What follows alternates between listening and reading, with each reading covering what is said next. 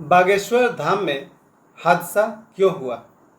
कल, जबकि बाबा बागेश्वर का जन्मदिन है 4 जुलाई, कल वो 29 वर्ष के हो जाएंगे। उससे ठीक पहले आज दोपहर के आसपास में एक टीन के तंबू गिर जाने से एक श्रद्धालु की मौत हो गई। उसी समय मुझे ये सवाल मेरे मन में आने लगा कि कृष्ण भगवान के रहते हुए अभिमन्यु क्यों मारा गया।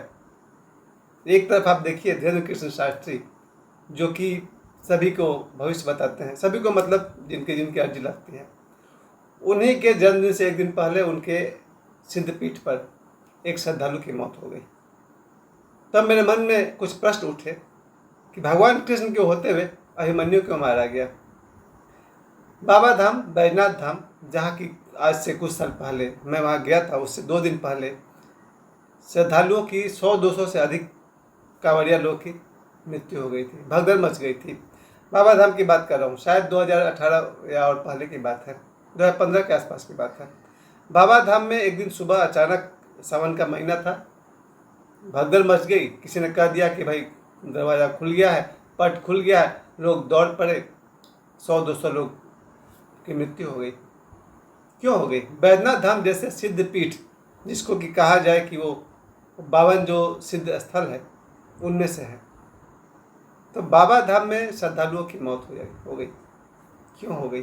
क्योंकि हम तो यही समझते हैं वहाँ सिद्ध क्षेत्र है, वहाँ भगवान का प्रभाव है, ईश्वर का वो फील्ड है, ओशो की भाषा में बुद्धा फील्ड है।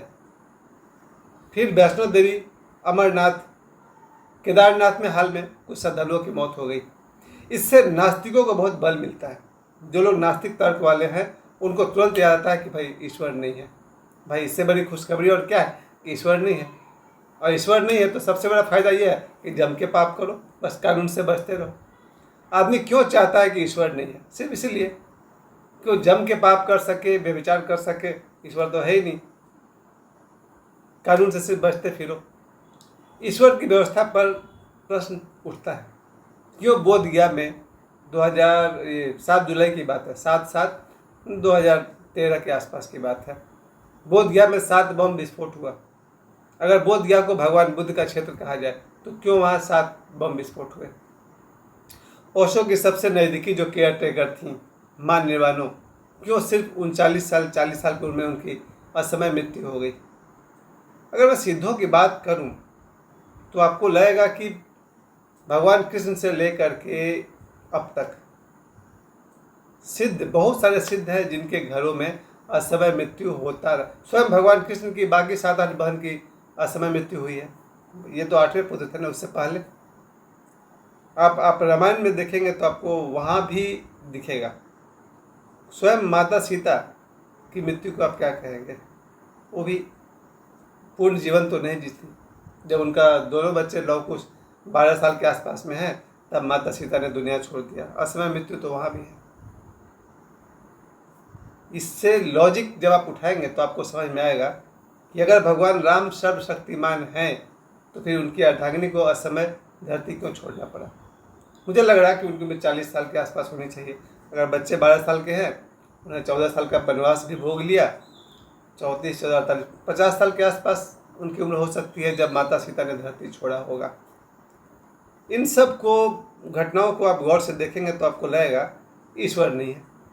जो लोग भी इस ईश्वर नहीं है विश्वास करते हैं, आज उनके लिए बड़ा मजबूती का दिन है।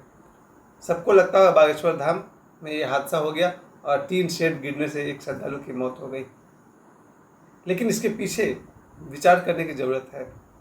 अमरनाथ की यात्रा लोग इतने श्रद्धा से करते हैं, क्या अमरनाथ की यात्रा में दुर्घटना घटता है कि नहीं? कई लोग मारे जाते हैं। तो नास्तिकों को मौका मिलता है, कोई ईश्वर नहीं है, ऐश करो। अभी केदारनाथ में हेलीकॉप्टर क्रैश हुआ था कुछ दिन पहले, छोटे छोटे बच्चे भी मारे गए थे। सबको लगा भाई केदारनाथ की क्या महत्व है? अगर वहाँ पर श्रद्धालु मर जा रहे हैं, फिर केदारनाथ के फील्ड में क्या ताकत है, जिसको कहते हैं तीर्थ क्षेत्र। तो कोई भी तीर्थ हो, चाहे वैष्णो देवी हो या अयोध्या जिसे राम जी की जन्म स्थान कहा जा सकता है, वहाँ बाबरी मस्जिद तोड़ते समय लोग मरे थे कि नहीं मरे थे? जो गोली मार दी गई थी वो बाबरी मस्जिद तोड़ने वाले को। तो जहाँ भगवान राम का जन्मस्थली है अयोध्या, वहाँ लोगों की असमय मृत्यु हुई कि नहीं? गोली चली। नास्तिकों को मौका मिलेगा, फिर भगवान राम की शक्ति वहाँ कहाँ है? अगर भगवान राम की शक्ति होती है अयोध्या में तो 6 लोग असमय नहीं मारे गए होते। नास्तिकों के लिए मैं पॉइंट्स बता रहा हूँ। कोई भी नास्तिक कह सकता है कि अयोध्या में जब असमय मृत्यु किसी की हो सकती है गोली खा करके, तो फिर अयोध्या को कैसे वो शक्तिपीठ मानेगा। तो ये नास्तिकों के लिए बहुत सारे सोचने की बात है। जितना लिस्ट मैंने आपको बताया आप देखते रहिए, वैष्णो देवी, अमरनाथ, केदारनाथ, अयोध्या, बैजनाथ धाम और भी शायद हिंदुओं के, सनातनियों के अनेक तीर्थ आपको लिस्ट में मिल जाएंगे जहाँ हादसे होते रहते हैं। और उन हादसों से नास्तिकों को एक ही बात पुख्ता होता है, मजबूत होता है, ईश्वर नहीं है।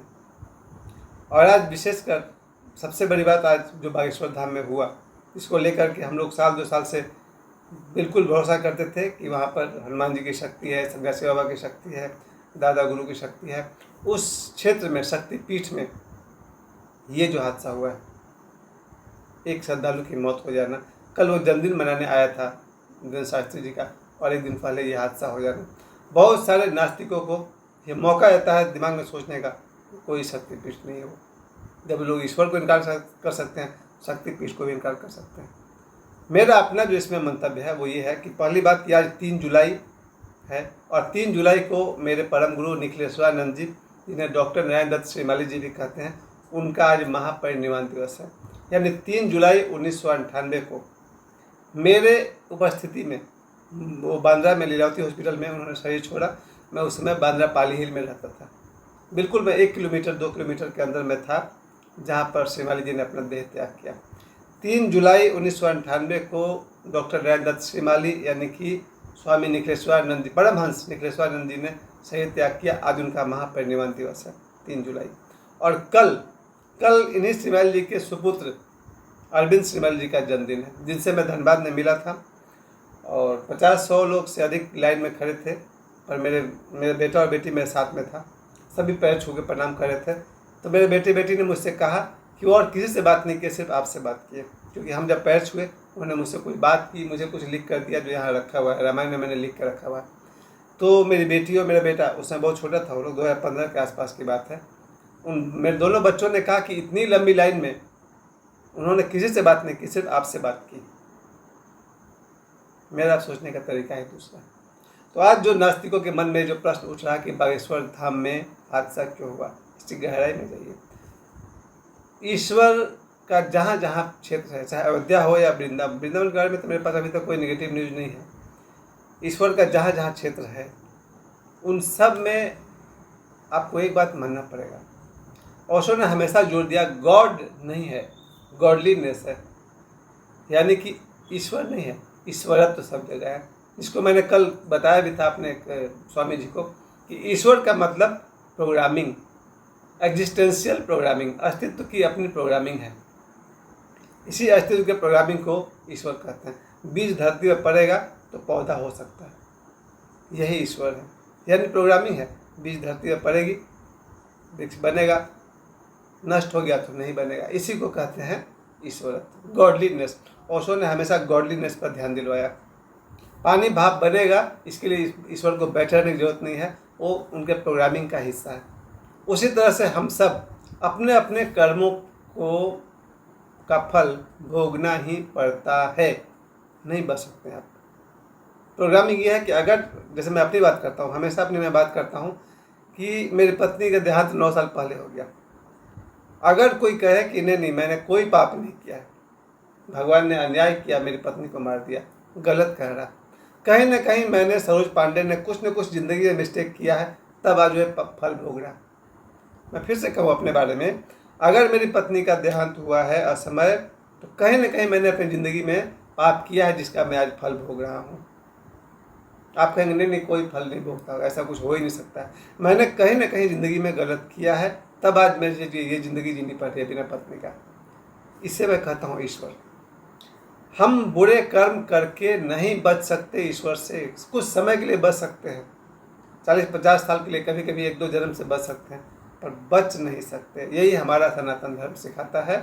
चाहे रामायण हो, रामायण में आप देखते हैं दशरथ जी ने श्रवण कुमार को मारा और उसी तरह से दशरथ जी को पुत्र वियोग में प्राण त्यागना पड़ा। उन कथाओं में यही शिक्षा दी गई, हम अगर गलत काम करेंगे तो हमें उसका फल भोगना पड़ेगा। जब भगवान राम के पिताजी को अपने कर्मों का फल भोगना पड़ा, तो फिर ये बागेश्वर धाम का श्रद्धालु क्या चीज़ है? ज़रूर उसके अपने कोई प्रोग्राम रहे होंगे। मैं फिर से कह दूँ, भीष्म पितामह जो एक लगभग महाभारत के भले आदमी थे, जिन्हें वो बाणों के शैया पर अंतिम सांस लेनी पड़ी, भीष्म पितामह जो कृष्ण के दादा समान थे, उनको कर्मों का फल भोगना पड़ा, तो फिर बागेश्वर धाम का श्रद्धालु कोई तो प्रोग्राम ही होना चाहिए। या आखिर लाखों लोगों में उस एक की मृत्यु क्यों हो रही है? यही है ईश्वरत्व, programming of God, existential programming, ईश्वर का प्रोग्रामिंग। मैं अपने बल पर दावे से कहता हूँ, मैं पाप करके नहीं बच सकता हूँ दंड भोगने से, मुझे दंड भोगना ही पड़ेगा, नहीं बच सकता। यही गुरुओं की शिक्षा है, यही ईश्वर का सबसे बड़ा प्रमाण है। और अगर मैंने जीवन में पुण्य किया है, परिश्रम किया है, तो मुझे उसका फल प्राप्त करने से कोई नहीं रोक सकता है। ये घर है, ये कूलर सामने रखा हुआ है, कहीं ना कहीं जीवन में कोई श्रम, कोई मेहनत किए हैं। आज पंखे के नीचे बैठे हुए हैं, लाइट के सामने बैठे हुए हैं। हमें अपने कर्मों का फल भोगना पड़ेगा, चाहे आप रोड पर फल भोगिए या बागेश्वर धाम में भोगिए। ईश्वर के प्रोग्रामिंग से कोई नहीं बच सकता है। और एक बात अंत तक मैं आपसे कह दूं, हम लोग आपस में हमेशा बात करते हैं, हम और मेरे दोस्त, जब से लोगों ने मांसाहार शुरू किया है, अगर कोई आदमी मांस मछली अंडा खा रहा, जीव हत्या करके भोजन कर रहा, अगर उसे कभी जीवन में दंड मिला तो आश्चर्य कैसा। और बहुत सारे लोग हैं जो बागेश्वर धाम पहुंच जाते हैं, जो जीवन भर चिकन मटन खाते ही रहे, अगर उनके साथ भी कुछ गड़बड़ हो तो आश्चर्य कैसा।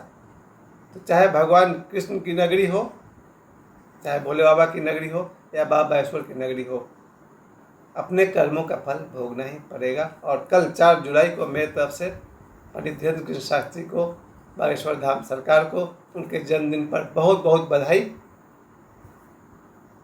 जय श्री राम।